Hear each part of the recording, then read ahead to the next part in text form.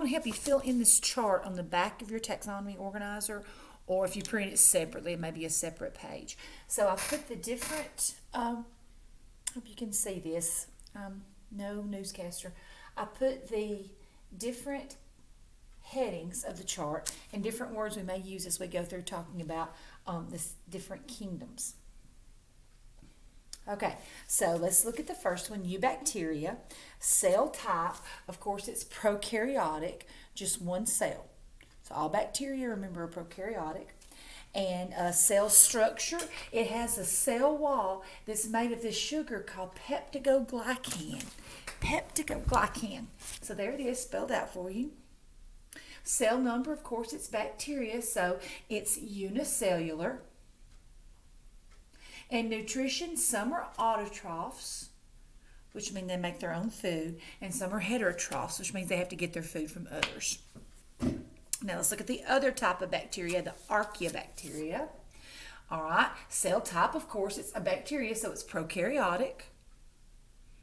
Cell structure, it has a cell wall with no peptidoglycan. It doesn't have that in its cell wall. It's unicellular. And you also have some autotrophs and heterotrophs in this group.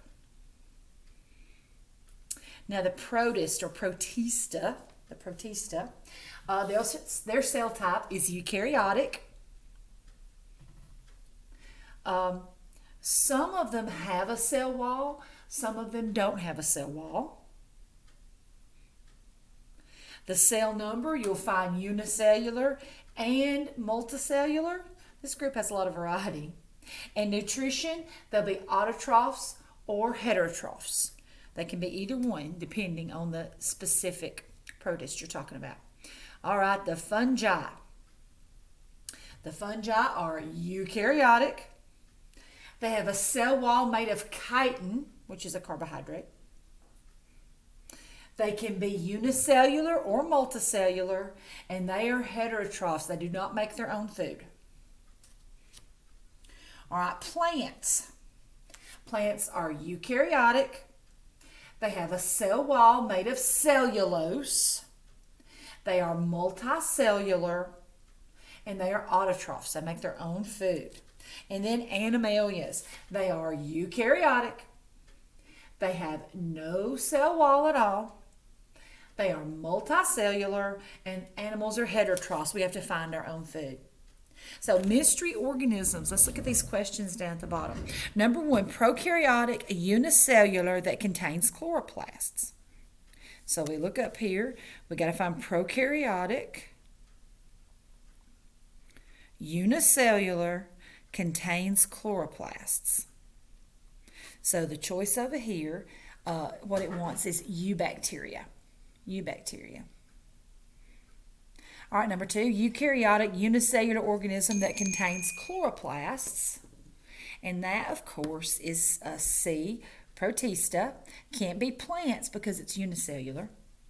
All right, number three, a multicellular organism whose cells do not have a cell wall. That's going to be F, Animalia. That's where we go. All right, four, a multicellular organism that has a cell wall but does not make its own food. That's D, fungi. Five, multicellular organism that makes its own food using photosynthesis. That's E, plants, plantae. And six, a unicellular organism that lives in complete darkness deep on the ocean floor near a volcanic vent. And that's A, Archaeobacteria. They're the ones that live in very hostile environments. All right, so let's look at our pictures at the bottom.